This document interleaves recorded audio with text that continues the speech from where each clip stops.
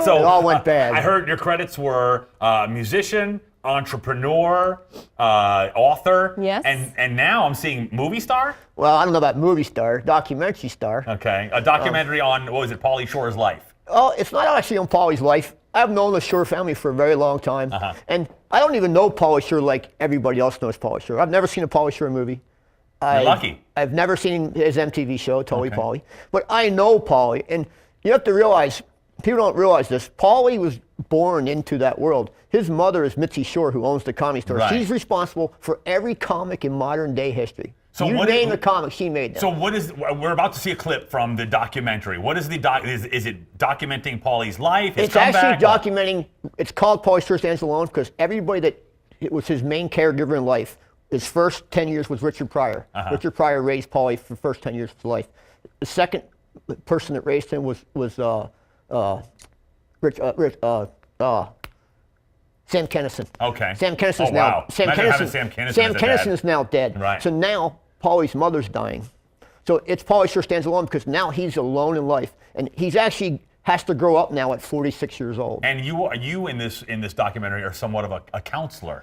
I am a counselor in this documentary. Pauly. I'm the, believe it or not, the word of reason. I'm the voice of reason. That's crazy. All right, well, can we roll the clip? Does it need an intro or just roll it? Nah, you can just roll. It's Just just us roll. walking down 7th Street. Go ahead.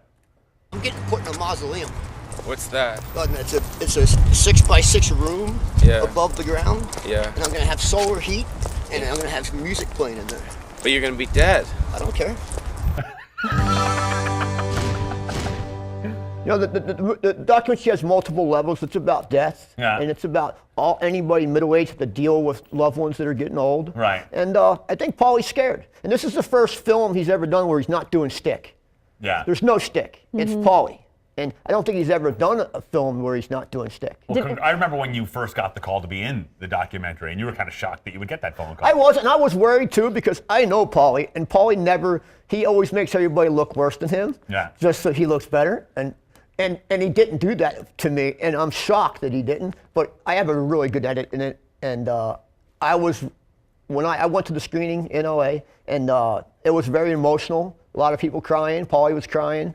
I mean, because Mitzi's a big deal in LA, and she literally made Leno, Letterman. You can't name a comic that she didn't made Robin Williams. You can't name a comic in this decade yeah. that she didn't make. I could see why you would fit into that, though. I've read part of your book. It's sort of a self-help, how to be a better person book. And a lot of people know you just as this man about town, but maybe for this, they're like, Pauly, you need one of your buddies that can say it how it is to you. And I do, and I always have.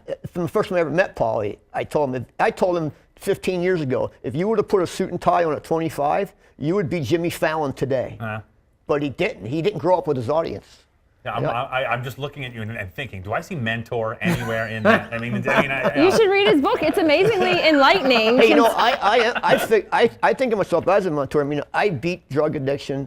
I beat a lot of things, and I did all these mistakes. So I tell people mistakes I made, and I see other people's mistakes more than they see them. Right. And if Pauly would have put a suit on 25 years ago, he would be Jimmy Fallon today.